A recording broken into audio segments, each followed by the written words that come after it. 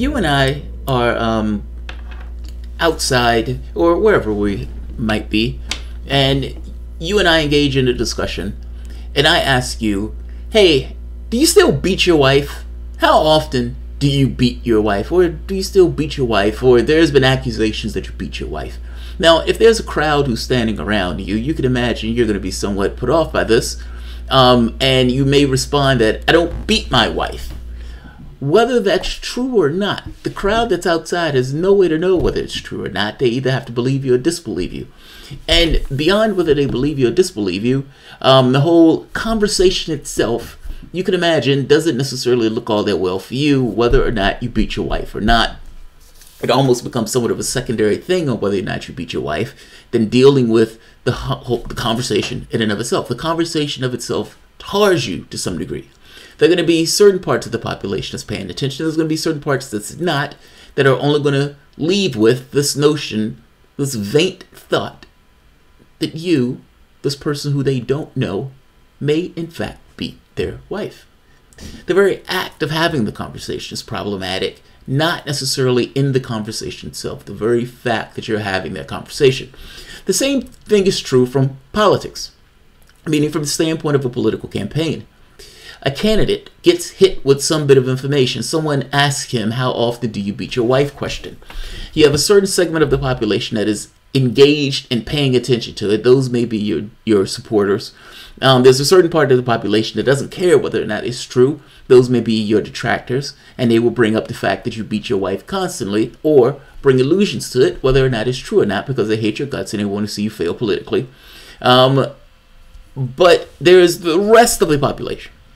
A population that's not necessarily fully engaged in paying attention to politics and only may get faint whispers of the realities of what's taking place from the standpoint of politics and the motivation for people in the political sphere. But what they're left with this faint idea is that this guy may beat his wife. And I am stuck with either believing him or disbelieving him, but either way, what we're talking about is whether or not you believe the fact that he beat his wife. This conversation diminishes you just by virtue of having the conversation itself. These are things that you try to stay away from in politics because that's not the conversation you want to have. You want to talk about your policy agendas, the things that you want to get accomplished, the euphoric aspects of your political campaign. You don't want to get mired in explaining how you don't beat your wife. That's not a good place to be. From the politics standpoint or the politician standpoint, that is a deal with that, though. Let's call that a political crisis. They have to do something that's nearly impossible to do, but they need to pull it off with a certain amount of elegance and grace. They need to communicate who they are, and not really who they are, but who they want you to believe that they are, in trying to deal with this issue. Meaning, they need to communicate something of themselves, or let's say create the illusion of something of themselves that is relatable to the public itself, that gets across either that they're contrite, that they've done something that they need to change, or that they're managing the issue. But however they need to get it across, they need to get it across in a way that's relatable and believable, and that comes across as some degree authentic. Crisis management. Bernie Sanders has been to some degree asked the beat your question, the beat your wife question. The reason I say this is there's been a group of people, a group of women who've come forward that said that they were abused in the previous campaign. Now, I'm going to be somewhat callous in my analysis of this, but understand I don't want anybody abused in any campaign. I don't want anybody abused in whatever capacity to which they work, but it's just so happened that this is in a political sphere. It is possible that those women were indeed abused. It's called alleged for a reason. It is also necessary to believe that this is somewhat of a political hit job. Both things can be true at the exact same time. There are people who could have worked for the Sanders campaign who may have been abused in the campaign, sexually abused in the campaign. It is also true that there may be people who are not necessarily liking the fact that Sanders may run again, that may have an incentive in leaking information out to get this across. The women have said that they wanted to meet with Bernie Sanders. Now, Bernie Sanders' response to this, I think, is perfect. It's textbook political or crisis management. I need to communicate to them several things. And from the political standpoint, this is what Sanders is doing. Sanders has decided that he's going to meet with these women who said they were abusing the campaign. Not just meet with them, he's issued an apology, and in issuing the apology, he's also followed up that apology with new rules and regulations, or you could say new structures that they're putting in place within the campaign to make sure that this doesn't happen again, or at the very least, to make sure they have a greater control over it. A few things need to be understood, though. Sanders knew nothing about it. Sanders had nothing to do with it. And even though an argument could be made that it's his campaign, in which case is the reason why he's apologizing and dealing with it, this has nothing to do with Sanders, at least not in a direct sense.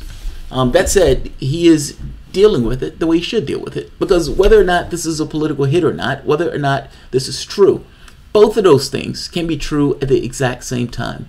And in the political sphere, that is the way that you have to look at it. Whether the women were abused or not is almost secondary to the politics of it. He needs to treat it as if they were. He needs to treat it as if he's listening. Like, you're stuck with a problem. It is impossible for you to know me. And if I've done something wrong, or if there's something that's around me that I need to deal with, I need to communicate certain things to the public, even though it is impossible for the public to know me. And shaping the politics of it. For example, suppose Michael Vick. Michael Vick gets accused of battling dogs. And Michael Vick gets prosecuted and all this other stuff. He loses his job, the works. People hate his guts because he were doing that with dogs. If Michael Vick has a come to Jesus moment at 3 a.m. one day where he says, "Oh my God, I can't believe I've done that," the only person that would ever really know about that is Michael Vick and his mom. Ultimately, there is no way for him to communicate anything that's in him that is changed, if it is changed.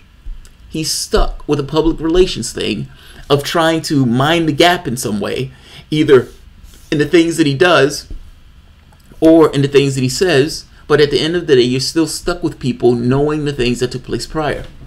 At least in this case, Sanders had nothing to really do with this. But simultaneously, it was his campaign. So he has to acknowledge it as such and deal with the issue. And to his credit, he's doing just that. He's dealing with it. So this is, let's see. Bernie Sanders reportedly set to meet with women who's alleged they were sexually harassed during his campaign. Good. Even if this is a political hit, that's irrelevant. People are going to get a wisp of what's actually going on. So this could be true, this could be not true, but he has to deal with it as if it's true. He has to also assume that there are people out there who have very different contexts, who may be very sensitive to issues like this, in which case how he comes across will be very important to those people. And again, if they're not fully paying attention to the politics involved, what they would get is a wisp of what is actually taking place. He needs to deal with this as if it is completely, as if all of this stuff has happened. And he needs to manage how he comes across. Meaning, a heartfelt apology, yes. I'm changing the policies, yes. And I'm going to meet with the people who are alleging this, yes. All of those things are the right thing to do. And good on him for doing it. Senator Bernie Sanders is reportedly set to meet with former female campaign staffers who alleged that they were sexually harassed and mistreated during the 2016 presidential campaign. Sanders claimed he didn't know about the harassment. The Vermont senator is mulling over Wright. I mean, there's no reason to believe he knew about it. Senator Bernie Sanders is reportedly set to meet with Wright. Sanders will meet with the women in D.C. on Wednesday and is paid for their travel to the nation capital as well as accommodations, BuzzFeed reported. It's public relations. He's doing what he's supposed to do. The meeting will reportedly be facilitated by Jenny Yang and Pamela Kukos of Working Ideal, a consultancy group that focuses on making workplaces more inclusive and diverse. Sanders did not immediately respond for comment. And just to give an idea of what took place, one of Sanders' top aides during the campaign, Robert Becker, now 50, has been accused of attempting to forcibly kiss a 20-something female staffer. Becker has been accused of misconduct by several former female campaign staffers. Dozens of other former staffers have also made complaints about the mistreatment of female staffers and pay disparities between women and men during the campaign. Some of his ex-staffers who've come forward with complaints said they were given virtually no support by a largely male-dominated staff and were attempted to address the alleged sexual harassment during the campaign with senior aides. Former senators, campaign staffers, and supporters recently sent a senator a letter stating they wanted to meet with him to discuss some of the issues in the near future he'd consider a presidential run. Textbook. This is how you deal with a crisis. And this is how you make that crisis not worse. Good on Sanders. Again, there seems to be multiple people who are complaining this. If it's a conspiracy, it would be a conspiracy among multiple people, so fair enough. And whether it's a conspiracy or not, this is the way you have to deal with it. I mean, we're in the Me Too era. You have to assume that this stuff is taking place. And if Sanders is talking about running a 2020 campaign, the last thing that he needs is this tugging at him as he goes about his way that this is an unsafe workplace. Deal with it. And that's what he's doing. So, good on Sanders. I'm following this story because I don't want the story to metastasize into something else. Have these women name their harassers, or is it just genetic harassment? Oh no, Rudy, they've named the guy. Rudy, they've named him. They've named him, Rudy. They've named him. I love that. What do you say? Are these women just making it up? Rudy, Trudy, I'm giving him the benefit of the doubt. One of Sanders' top aides during the campaign, Robert Becker, now 50, has been accused of attempting to forcibly kiss 20-something. Yeah, they've named him, Trudy. They've named him. No, Trudy. I misspoke. Trudy. I just misspoke. Bernie's still scowling at Jamarl. He's not scowling. He's contemplative. He's contemplative. He's contrite. This is contrite one. If Bernie wasn't a harasser, then it's a management problem. And I agree with you on this. But that's not going to matter. Look, the reality of it is, yes, it's a management issue. Bernie Sanders had no way of knowing what was going to take place at the various compartments of his organization. I mean, you're talking about a 50-state organization at this point. So let's be very clear. In reality, objective reality, there's no way for Sanders to know that or to control that at those fine levels. But this is not a logic thing. This is a political thing. And in a political context, this will be used to hit him. So, I agree with you. But this is just a smear. Trudy, I don't care. Even though I'm Me Too. I want to say that, Trudy, but I'm stuck with something. Like I have a built-in bias here. Like, I want Sanders to run. I want Sanders to win. I don't believe that Sanders is sexist in any capacity at all. So this is not a situation where I think Sanders is part of, Mad Men generation and all this other stuff. I think that's nonsense. I also think that you're talking about a component of the left that, let me say it this way, because I'm about to get in trouble.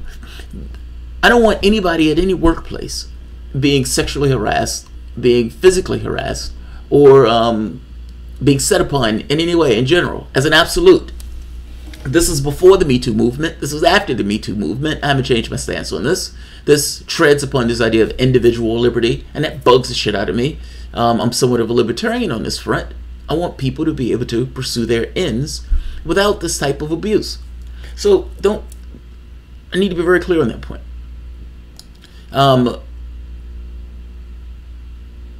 by the same token,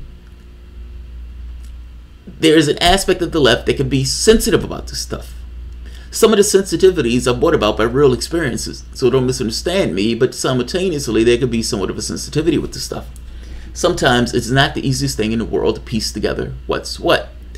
That said, again, Bernie Sanders could have no influence. Like, There's no way for him to have fine motor control over all of these parts. But in the political space, they're going to hit you with whatever they can hit you with. So his standpoint, he has to take it as if it's a crisis. And this is how he's acting. He's engaging in it. He's flying people out to meet him. He's having a conversation, essentially meeting their demands of wanting to talk to him. And in an entire case, he's being contrite, saying, look, I apologize. I couldn't have anything to do with that, but I apologize, and we're going to do better in our campaign. That's the perfect thing. That's exactly what you're supposed to do. Exactly what you're supposed to do. I know you don't, Jamal. Say what you want to say. TLOME, I am saying what I want to say, but I wanted to be specific. I wanted to be like,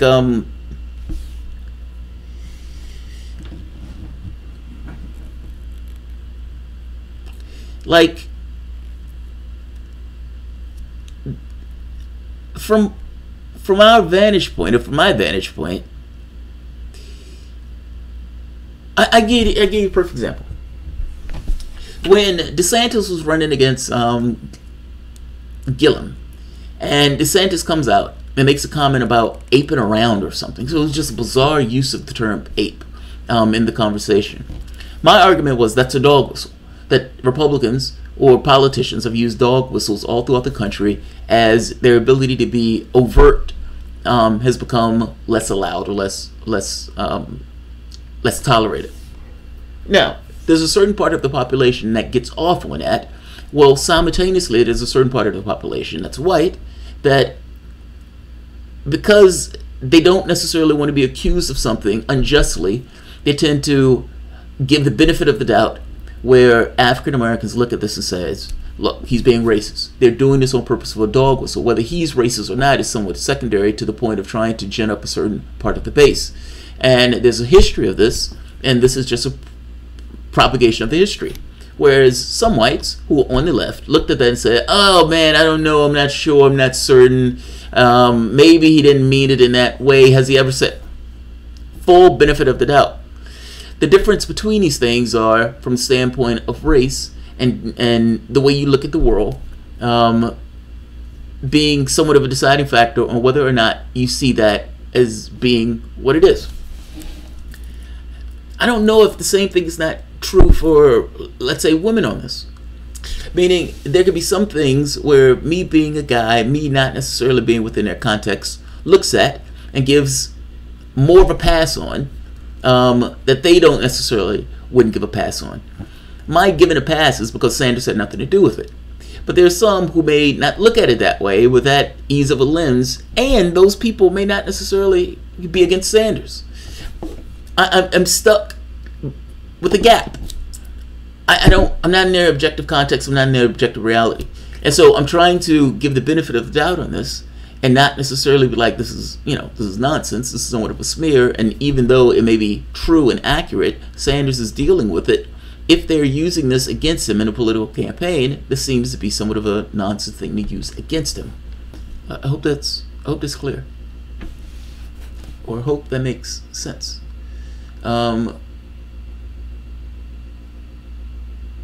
see.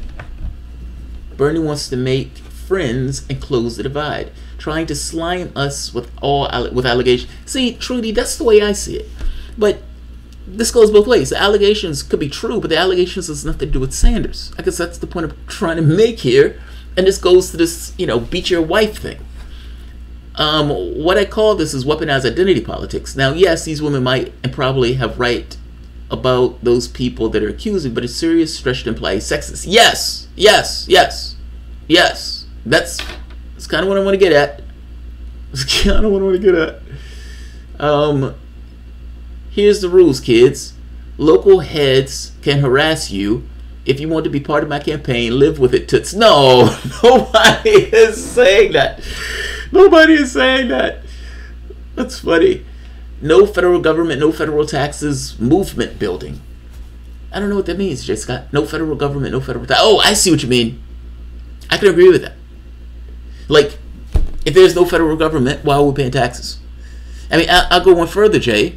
Why are they working?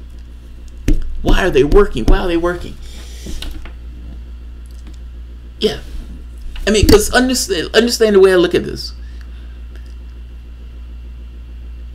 You have the Yellow Vest movement right now in France that is essentially making demands on the government outright. We are demanding X. Now, they haven't, they've been creating a crisis in the standpoint of the French political establishment, where Macron has gotten to the point of throwing stuff overboard, trying to give it to him in order to cut down the movements during the 9th week. They are demanding certain things of the power structure. I'm saying that the United States need to take a hint from that. They've shut down the government for over 20 days. And in this, these guys have missed paychecks because the federal government has decided that it's not going to pay its workers, or it has going to pay its workers. These people have bills, these people have wages, these people have families that they need to take care of, and the federal government, out of politics, being shut down, is hurting these people. Those people shouldn't be going to work.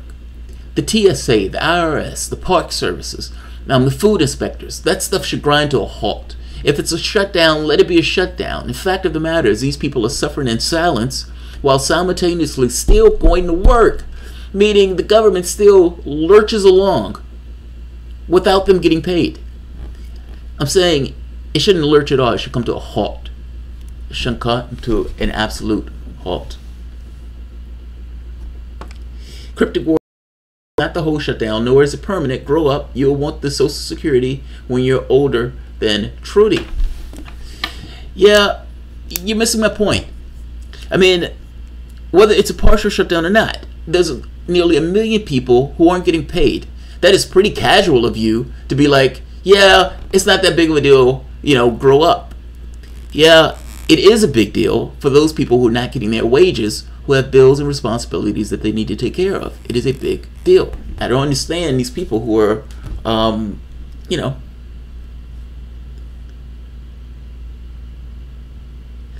don't understand these people who are so cavalier about this thing being shut down.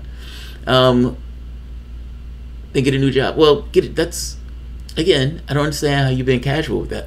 Fred Edwards, are the yellow snow inspectors getting paid?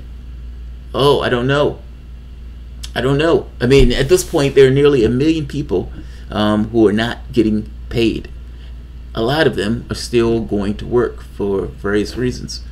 How many people can go 8 weeks without a paycheck? Yeah, Trina, I don't see this as being casual at all. I see it as being a big goddamn deal. I see it as an extraordinarily big deal. I mean, my mom worked for the city, and in working for the city, she was making little to nothing because the city doesn't necessarily pay a decent wage. I can't imagine her.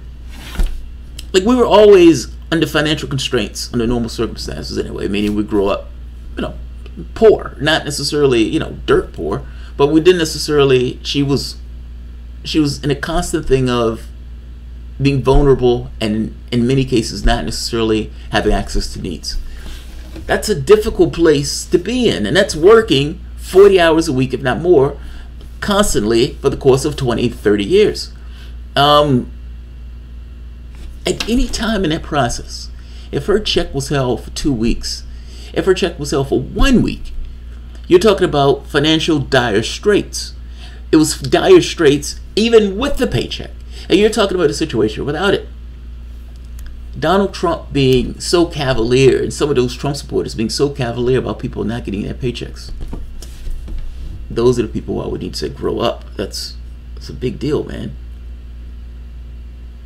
Laura Steiner connected some pretty weak dots.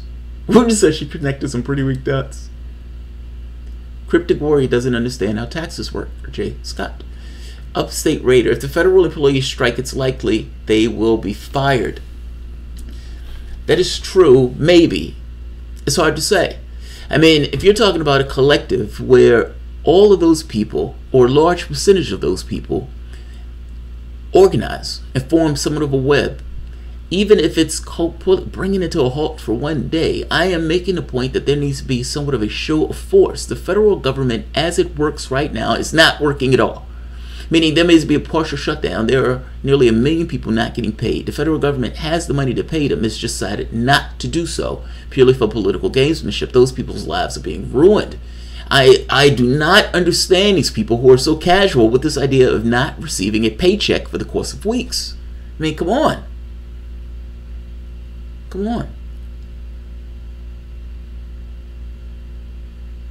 Trump is calling to shut down strikes so they can strike without repercussions. And that's just the other thing. He's calling it a strike, but it's not a strike because those people are still going to work. They're just not being paid for that. Donald Trump doesn't know what a strike is, apparently. The Democrats are cavalierly partying with lobbyists instead of providing a counter offer. Yes-ish. Yes-ish. Like, understand, the Democrats engage in lazy politics often. What I mean by that is it's incrementalism. It's not doing something for the sake of doing it. There's a certain ideological bend towards centrism. They don't need to give an offer because, again, for them, there's a separation between who they are versus the people who are actually being hurt. If the people who are actually being hurt made that hurt visited upon the rest of the country, organizing and saying, we're not going to work if we're not getting paid. And if you're going to fire those workers, you're going to have to fire nearly 1 million workers or 800,000 workers. This is kind of my point of being united and going about it. The public will understand them going on a general strike, seeing as they're not getting paid wages for their work or compensated for their work. So, I'm just saying. Friday was, they're just really inexpensive and come in packs of 10. Demcock's main goal is to stop any progressive movement or agenda. Edward Klein, I agree with you, yes. And